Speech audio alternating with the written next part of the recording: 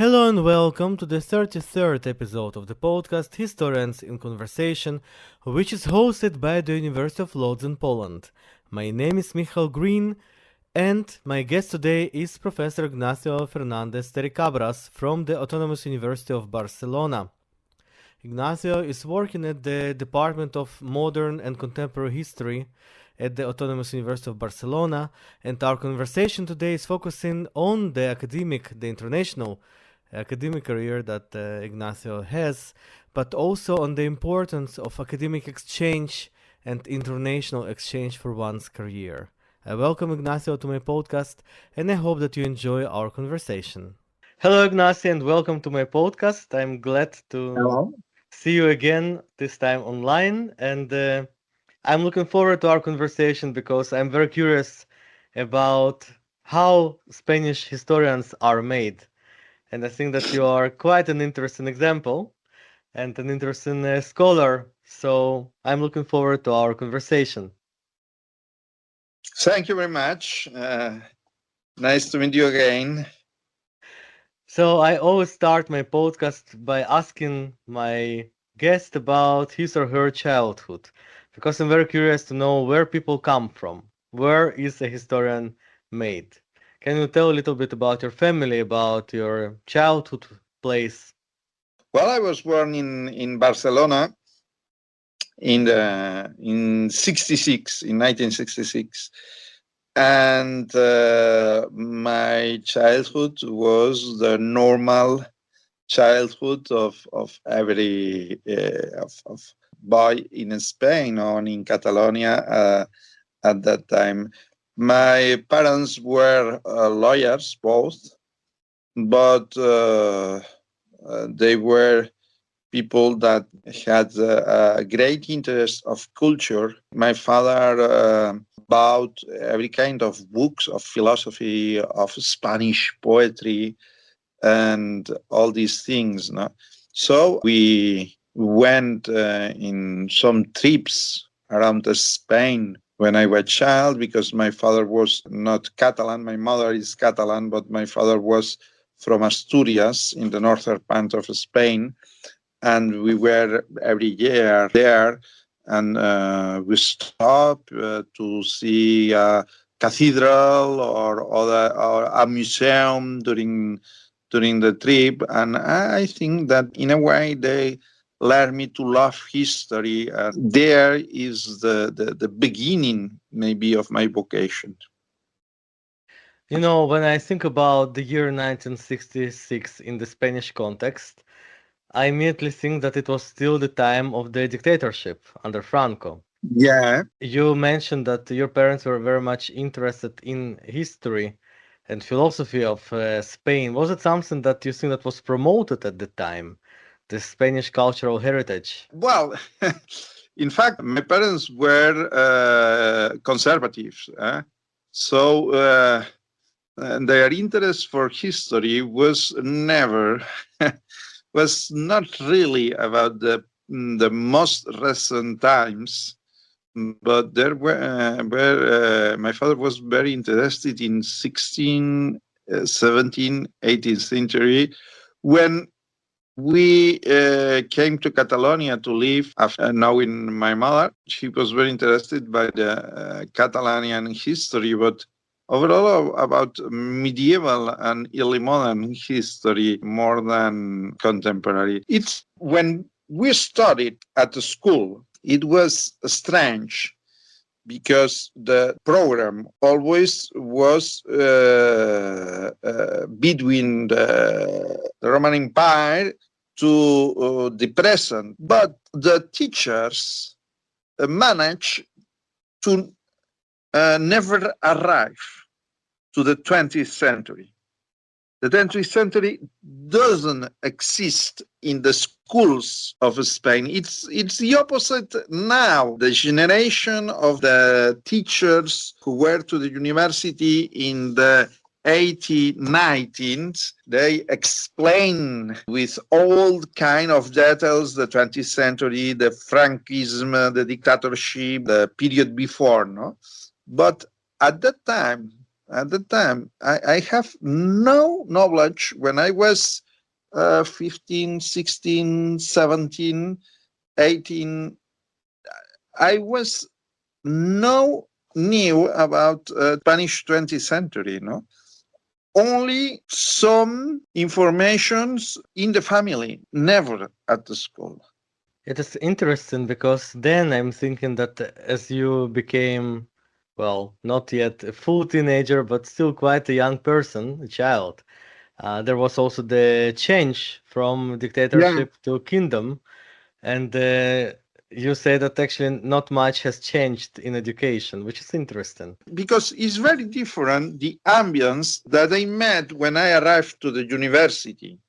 No? So between 18 and 24. There, yes, there was also in democracy, but there, yes, the presence of resistance to Franquismo, the opposition to Franquismo was very present. And that made that the history that we learned at the university was really different to the history that we learned at the high school, because there was a history very defined by the historical materialism, by the Marxism of my teachers.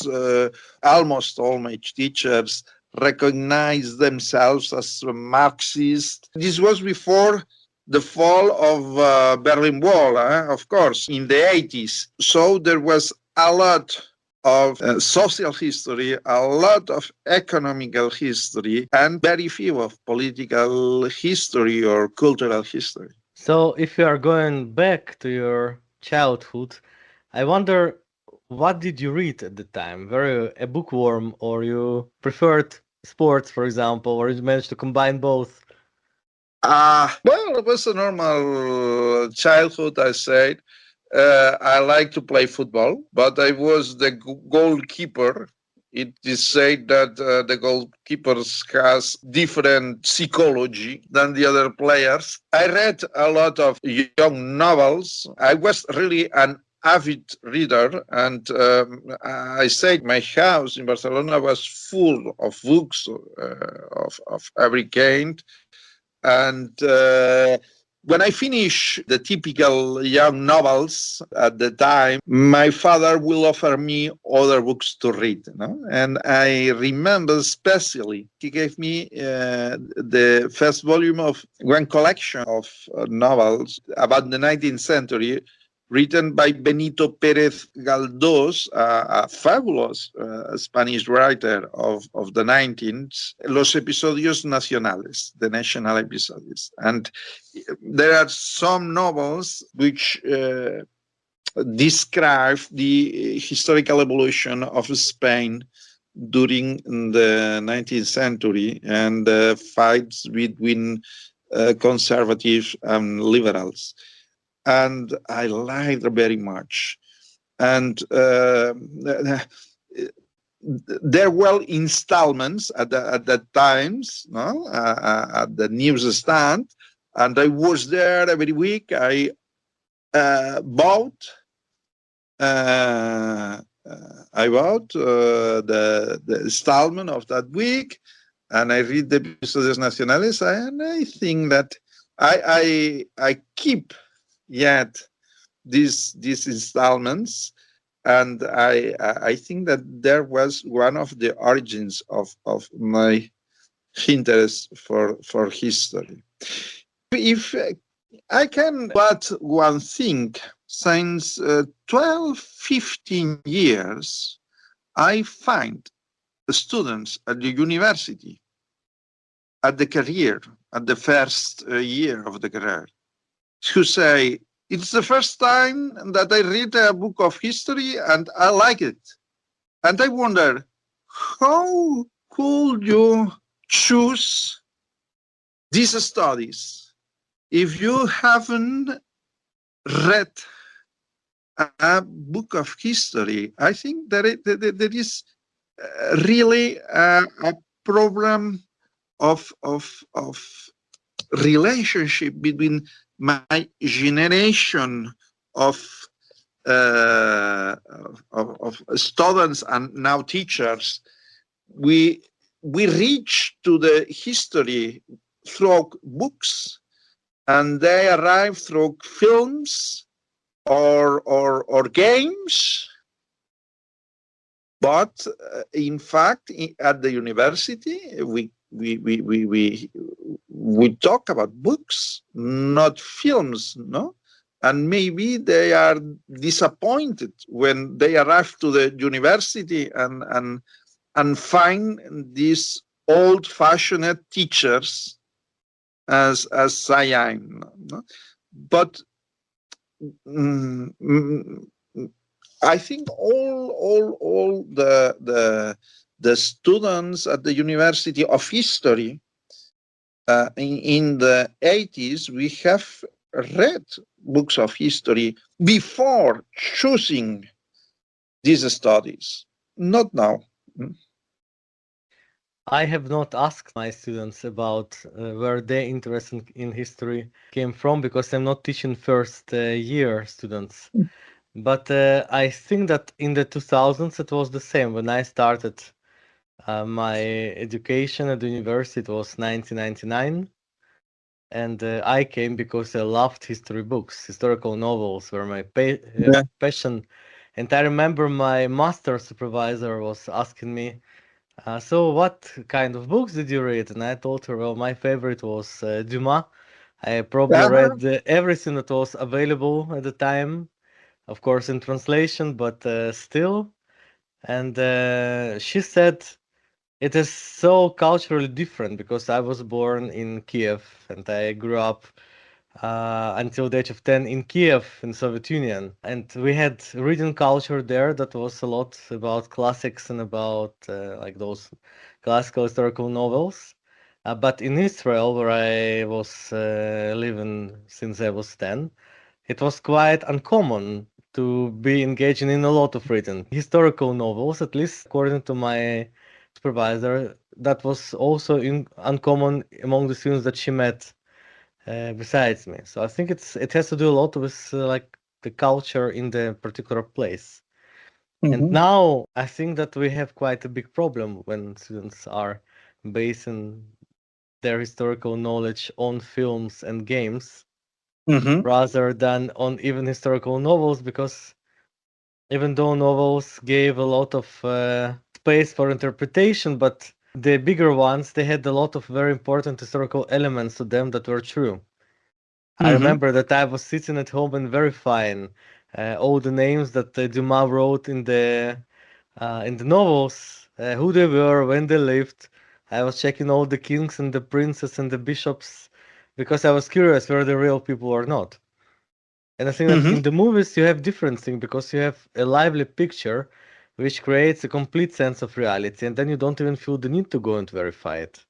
Yeah, it's true. In any case, Dumas and Pérez Galdós were very similar. But Pérez Galdós for the history of Spain, no, for the musketeers. I should ask you about the school system in Spain at the time. So, how was it constructed? Was there a basic school, middle school, high school, or any other construction? There was a basic school until 14. We called it Educación General Básica, basic education. And after that, there was two options for people who wanted to go on with studies. At 14, a young boy or a young girl, not as frequent as the boys, could go directly to the job market. But usually, most of them were to the formación profesional, so to learn some practical office, or to the, we call them bachillerato unificado polivalente, very strange name. We called it BUP, but finally it meant that it was designed for people who wanted to go to the university. And after that, from 14 to 17, there was a last course from 17 to 18 that was called Curso de Orientación Universitaria. And then, yes, there was a year before the university, but at the high school, not at the university. He was really a very interesting course. Me and all my friends, we kept a very nice souvenir of this last year before the university, because we read a lot, all kind of books of philosophy or history. We felt already as young people, as young adults, even if we were 17, not 18 years old. And this was the normal cursus of a student at that time. So was there a possibility in those different educational levels to choose something that would be of interest for you, or was it a stable, well, a set program? So could you choose, for example, more history had you wanted to? No, there was a very rigid program. No? We have no choices, except at 16 years old, we had the choice between, we said, humanities and science. So I remember that I was really glad at that moment, because I could forget the math. I was terrible at math. And then there were people who was directed by degrees of science or technological degrees, and people who liked more humanities or social science, and we called them in Spain letras, which is a very Latin name, no? Letters. Just like in French, they also had like in French, lettre. letter. And we said, are you from letters or from science? There was the only option. And at this year before the university, you could choose a little, but without mixing. You can choose at the same time physics and Latin. No, you were from letters or you were from science, and then you can choose in that field of the knowledge. It seems very much like the Israeli system of the 90s. I had exactly the same choice, sciences or humanities, and I, of course, chose humanities because that's what I liked. And then we had French as an extra language, or we could choose also Arabic, but unfortunately, I didn't choose Arabic, which would be very useful nowadays, I think, but it's a pity we couldn't have both, because if we had both, I would certainly study two languages, because English was basic for everybody, and then you could choose one more, so French it was. As you can see now, and everyone can see, I am very glad with the formation, the education that I received, I lived finally. But my great criticism is with languages. In Spain, we have a big problem with foreign languages. And as you see, at this time, when I speak, at this time, I am absolutely, positively impressed that your English is great. No, people of my generation learn very bad English. Teachers of English were very bad. All we have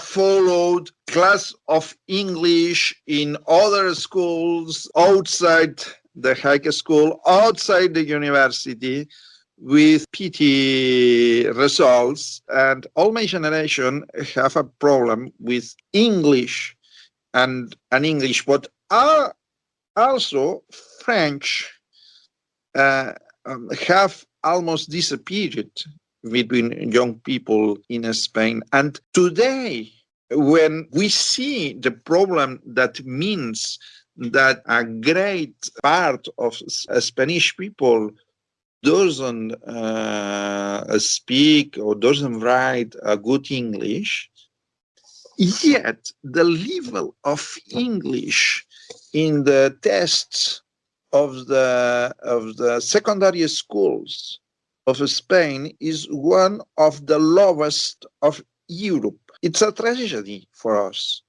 And well, it's our situation. And I apologize to the audience of this podcast. You should definitely not apologize. I think that your English is absolutely fine. I, And I at least to me, it's the Spanish go to foreign countries. We are surprised. In the northern part of Europe, all the people speak English. You can address to everyone. And the Netherlands, for instance, in the Netherlands, in Denmark, well, it depends where. In the Netherlands, it depends where. In Finland, it depends where. In Denmark. In any case. But at least you can always find someone who does speak. So if that particular person doesn't really speak English, there would be someone around who could help. But I think this is where Erasmus is doing a great job. Yeah. When they are going abroad, they're forced to communicate in English. So if in the first months it is tricky, after a few months, then they really pick up English, unless they stick to their own group. If they stick to their own group, they don't learn. But if they are going out with other Erasmus students, with the locals, then they are forced to communicate in English, and then it gives some sort of a push. So I think that this Erasmus program is really a great opportunity to use, but not a lot of people do it. I agree. When the European Union and specifically Erasmus program has decided some prizes, some awards, there were people that criticized it. And I was on the opposite, because I think, like you, that Erasmus is one instrument to the construction of the Europe of the future. Yeah. It's really, really, really important. I agree, yeah. You studied history at school, and then you finished it. And I wonder, first of all, did you have to go to the army afterward? Conscription was obligatory or not? Yeah, it was. I have forgotten almost. At that time, we can't ask what we told exception for studies. So you can delay the conscription until finishing your studies. Most of my friends were before the university at 18, or most of them, because they were universitaries, students, were after at the finish. But I thought, when I will finish the studies, I will like to start to work in the field of history. So if I must go to the military service, it will be a problem. And I made the military service at the middle. At that time, our degrees, it's a Spanish tradition to study during a long time, were of 5 years. And only with the unification of European systems of studies, we accepted in Spain to pass to 4 years degree, not 3. We are one of the few countries with a 4 years degree. At that time, there were 5 years. And I went to the military service between the third and the fourth year of my career. How long did it take? 1 year. 1 year. Well, it's not as bad, but then No, maybe I know that in Israel, it's a problem, certainly. yeah, but back in the day it was 3 years. It's interesting because I was in a moment when military service was very, very, very refused by the society overall, by the young people. There were a lot of people that only with the Constitution of 78, we had the possibility to declare we say, objection of conscience. I don't know if it is the word in English, no? So to say, no, my conscience don't allow me to go to the military service. And then there was what we said a social service instead of military service.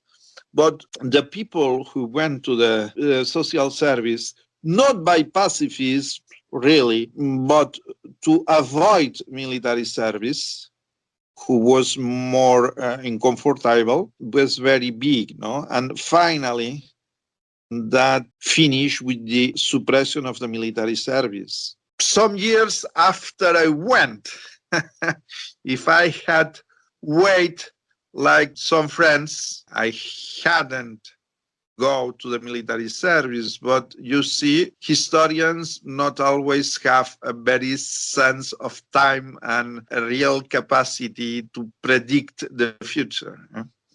Unfortunately, that's true. But I wonder, when you finished high school, this last year of preparation, were you already decided what you want to study? And maybe you could tell, when did you make the decision that it is history that I'm going to do and nothing else? Well, I had, of course, doubts. I like journalism. I liked law, and I like history, you know. And finally, I choose history, which is probably the studies with the fewest job prospects. No, I think that this scale a little, especially my mother. No.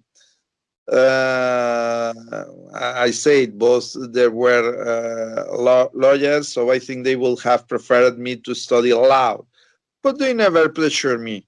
Finally, I think that the job in as a journalist or as a lawyer had a pressure that I thought that there was not the same kind of pressure that for the historian, no, who is more independent, more free when he writes that a journalist, for instance, or than he works than a lawyer. No, I choose history, and in my family, one brother of my mother and also one brother of my father were both professors of philosophy. So they have already shown the family that it was possible to make a living with this kind of degrees more useless, socially useless. I know that the question, why did you go to study history, was popping up quite often when I was studying at the university. And the major question was, what are you going to do with this? But when I was choosing history, I didn't even think about it. I was not thinking in terms of making a living. I went to study something that was interesting, but I guess I was too naive. I just didn't think what I'm going to do with that. And I remember very well that one of my very dear teachers asked me, "So what are you planning to do?" And I said, "I don't know." And she told me, "You should be aware that making a living with history is impossible."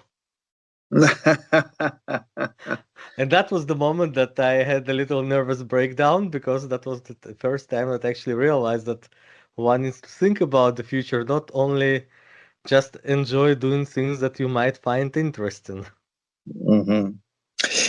Really, there was in my generation, and that exists yet, a sensation between young people in Spain, at least in Spain, that to study history as to study philosophy or study literature means to be teacher.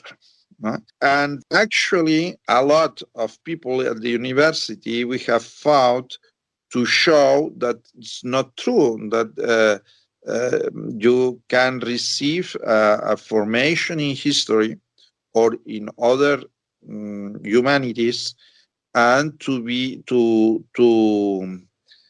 work in libraries, in archives, in museums, as in the conservation of monuments, etc. No, but we don't success. People think that to study history means to be teacher, and I always say that I would like that history was as math. People who studies math don't work as mathematics, most of them, but they are very look for in the job market, because all the employers know that they are very well prepared people who is able to analyze and to resolve problems. So, well, I would like to that history was the same thing, no? But it's clear that it isn't. And I see that the students in my university, when they arrive to the last year of studies in the degree, feel again the same sensation than we start. And now what? Well, it's very typical. We have all passed by that, but it's true that I have the impression that students of law or students of journalism or students of medicine or students of other kind of studies have not this sensation. They must decide the specialization that or the professional orientation that they want, but not this sensation of nothing that had or have the students of history when we finish our studies. Can you tell me, when did you decide to study history? When was the point that you made a decision? History it is. No, at the very last moment, the study, the degree, this year before the university, I thought maybe journalism, maybe law, maybe history. And finally, I decided I will feel more free studying history. It's true that I thought in money or in, and of course, I didn't care of being teacher. No problem. I like to be teacher. So there was no problem if my studies of history made me to be teacher of history in the future. No? But I have tried to break this stereotype between studies of history means to be teacher. And it's impossible. And then you finished you decided to go to study history at the university. Did you already know that you actually want to continue to the highest level, to do a PhD and stay at the university? Was it already decided when you began the whole long path up? Well, I say I love history. I like very much. We have a very big specialization in history in periods at that time. The program of the studies allowed us to a greater specialization. It was during 5 years, I insist, in medieval age or in early modern or in contemporary. and or in ancient, of course. And we have had a really good formation. I was in the University of Barcelona, really a very good formation.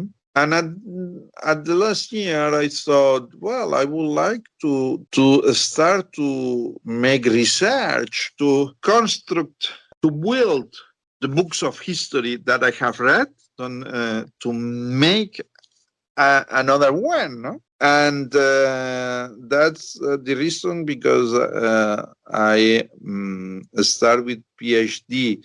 At that moment, after 5 years, almost 4 years of specialization in early modern history, I knew all the teachers, very good teachers, in the University of Barcelona. And I said, well, I don't want to make a PhD here where probably they will repeat the same things that they have explained me before. And at that moment, there was some contacts of teachers of my university in Barcelona with teachers of the University of Toulouse-Le Mirail. Then was Toulouse-Le Mirail, now is Toulouse-Jean Jaurès.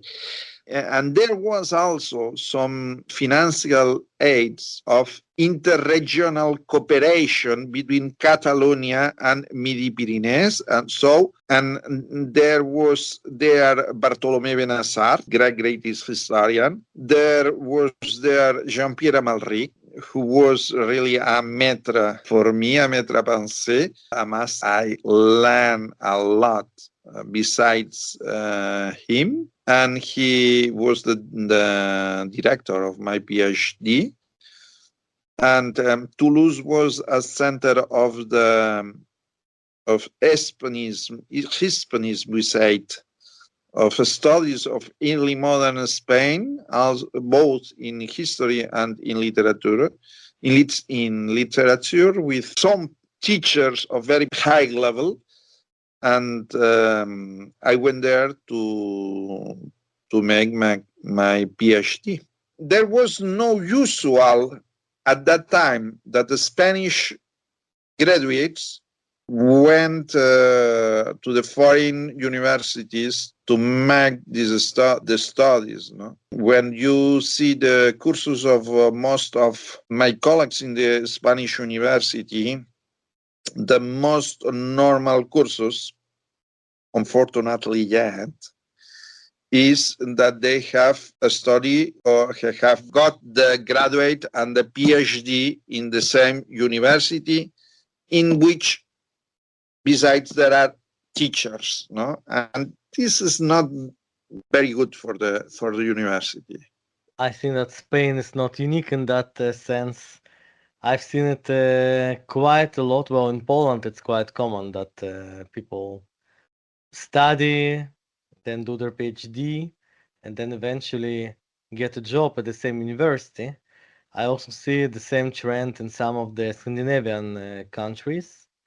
It was less in the Netherlands, but they say that in this way you are much more known to the staff, and you have much more chances of getting hired than when you're going away and maybe getting to know a lot more about your subject, about methodology, about theory from other people that know different things than your own environment.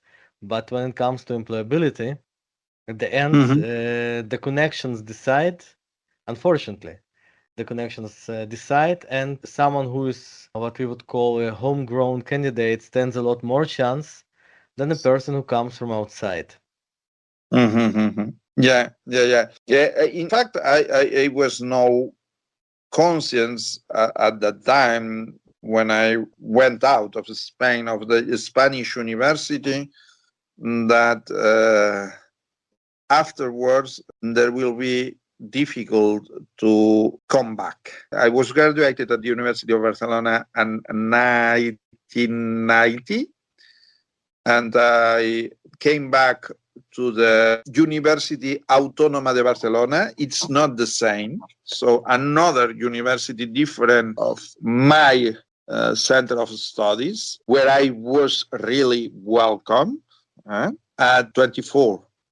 At 24. So 14 years between one thing and the other. But eventually you did manage to get a job, which is an Yeah, important thing. I'm very happy. I think that it's an achievement on its own. A PhD is an achievement, master's is an achievement, but getting a job in history is an achievement that requires an applause. So Yeah. Thank you. Thank you very much. I think that we've got pretty interesting picture of your path into history. And maybe the very last thing that I would like to ask you, now that, well, quite a few years have passed since you started your historical endeavor, do you think that it was the right choice for you? Now, when Think you're looking back into the young you, do you think that you did the right choice? yes, absolutely yes. I'm happy. I could write my book of history. You should. uh, You know that I am working on ego documents, so I would love to yeah, read yours. and yet finally, but really, I am happy. But I should say that it was not easy. Now in Spain, there are some debates between young people now, or even not so young people now, that say that yeah, our generation will be the first generation that will live worse than you, and sometimes they talk as if we had we'd have been and we'd have life in the paradise. No, it was difficult, and like I suppose every generation we had to fight for success. There are some friends that there are some people that we are happy with this story. There are people that maybe don't reach to the level that they wanted, but they adapted well to other options. Well, it's life. On this happy point, I would like to thank you very much for this Thank conversation, you. which was very, as I mentioned earlier, very interesting and brought a new perspective. Thank you very much. I'm very honored by your invitation. Thank you.